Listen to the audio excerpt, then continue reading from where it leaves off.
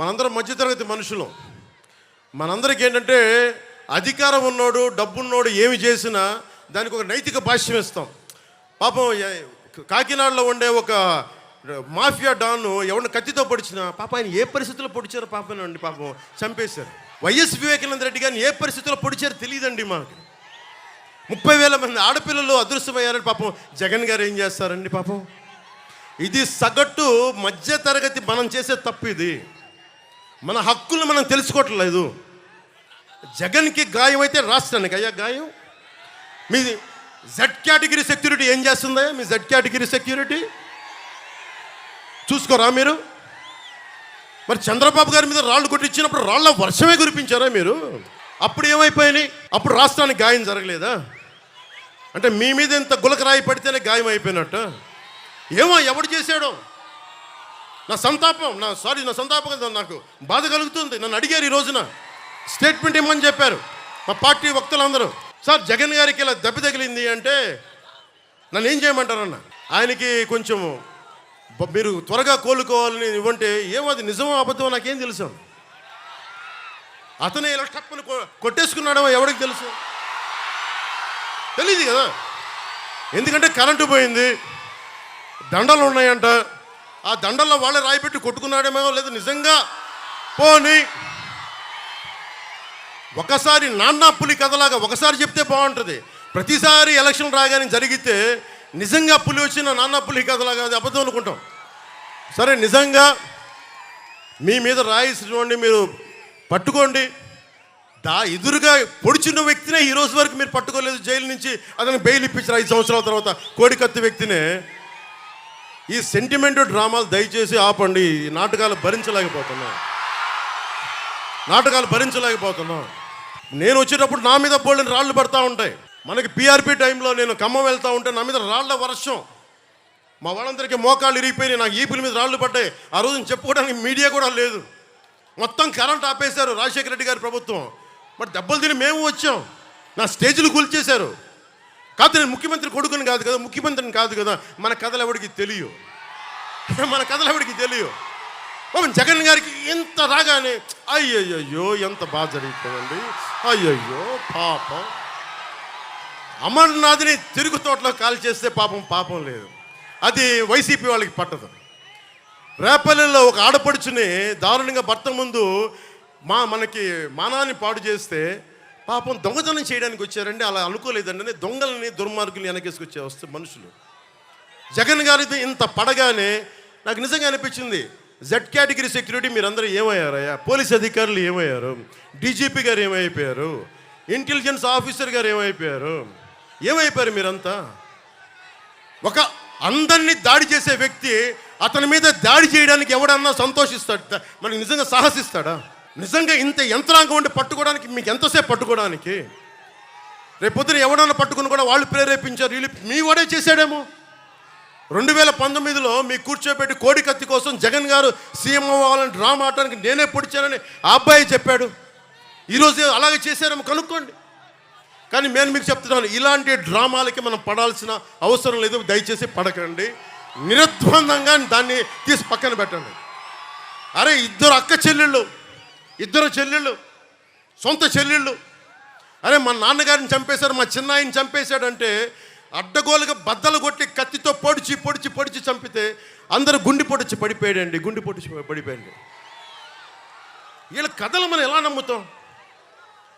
ఈరోజు ఆయన వివేకానంద రెడ్డి గారు అమ్మాయి సునీత గారు వైరాలజిస్ట్. ఆవిడ అమెరికాలో చదువుకున్న వ్యక్తి, వైరాలజిస్టు. కరోనా లాంటి వైరస్ని ఆవిడ దాని మీద నిజంగా వైద్యం చేయగలిగే వ్యక్తి. ఆవిడ కూర్చొని నా తండ్రిని చంపారంటే ఒక్క పోలీస్ అధికారి దాని మీద మాట్లాడు. CBI central bureau of investigation వస్తే కడపలో కోర్టులోకి వెళ్ళనివ్వరు వాళ్ళని. ఇంత దారుణంగా ఉంటే మనందరం కూర్చొని చేతులు ముడుచు కూర్చున్నాం. మనకి పౌరుషం చచ్చిపోయింది. ఎందుకు నేను వ్యతిరేక ఓటును చీలద్దు ఎందుకంటానంటే ప్రజాస్వామ్యాన్ని కూని చేసేవాడు ఒకడు కూర్చొని మనందరినీ పొడుస్తా చంపుతా దోపిడీ చేస్తా ఉంటే ఎంతకాలం భరిస్తాం? ఎంతకాలం?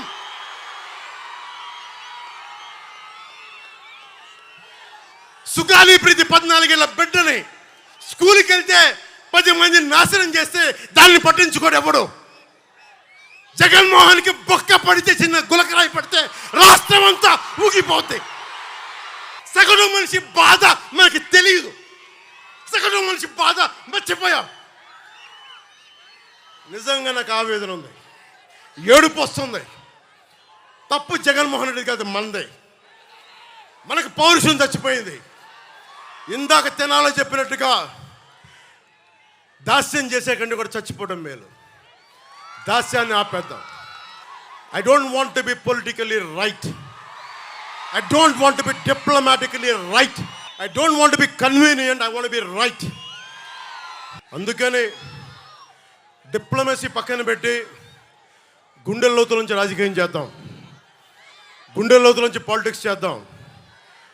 మనం ఎవరం కులాలకి ప్రాంతాలకి దాటి గుంటూరు వినుకొండలో పుట్టిన జాషువా ఆయన స్ఫూర్తితోటి విశ్వనరుడి స్ఫూర్తిని తీసుకెళ్తే తప్ప ఈ ప్రభుత్వాలని మనం మార్చలేం. ఇస్లాం సమాజం, నా మహిళలందరికీ చెప్తున్నా, ఆడపడుచులందరికీ చెప్తున్నా, దారి పొడవున ఇస్లాం మతాన్ని ధర్మాన్ని పాటించే ఆడపడుచులందరికీ చెప్తున్నా, ఇస్లాం పాటించే సోదరులందరికీ చెప్తా ఉన్నా.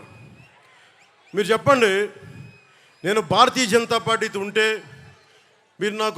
నువ్వు భారతీయ జనతా పార్టీతో ఉన్నావు కానీ ఓటేయరు.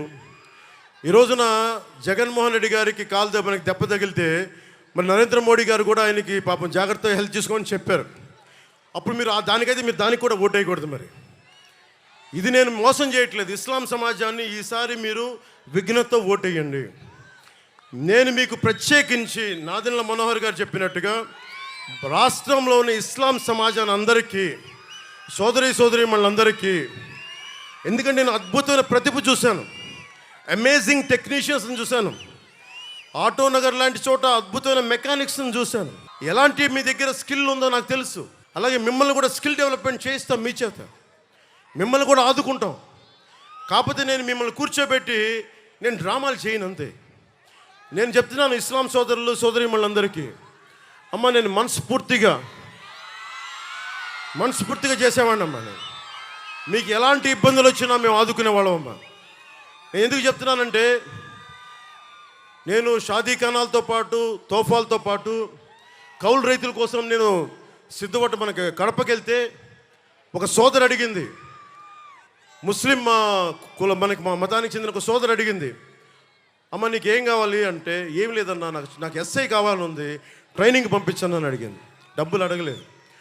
ఎంతమంది ఉన్నారు అలాంటి ఆడపడుచులకు మేము అండగా ఉంటామమ్మా. డబ్బులు జగన్లాగా అడ్డగోలుగా దోచేయమ్మా, మాకు అవసరం లేదమ్మా. మీ ఓట్లని మేము ఓట్ బ్యాంక్గా వాడము. ఇస్లాం పెద్దలందరికీ చెప్తా ఉంటాను, నేను మిమ్మల్ని ఓట్ బ్యాంకుగా వాడము. మా కూటమి మిమ్మల్ని ఓట్ బ్యాంక్గా వాడదు. మీ మీద ఈగ వాలితే మేము వచ్చి మీకు అండగా ఉంటాం.